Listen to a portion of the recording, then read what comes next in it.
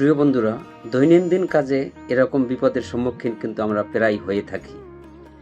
যেমন এই যে একটি পাইপ, অনেক সময় আমাদের পাইপ ফেটে যায়, ভেঙে যায়, কিন্তু জোড়া লাগান খুব ডিফিকাল্ট হয়ে যায়, খুব কষ্টের হয়ে যায়। কিন্তু আমরা জানি না কিভাবে এটা স্থাপন করতে হয়, কিভাবে এটা জোড়া লাগাতে হয়, কিভাবে একটি চাবি ফিটিং করতে হয়। এই ভিডিওটির মাধ্যমে দেখানো হয়েছে।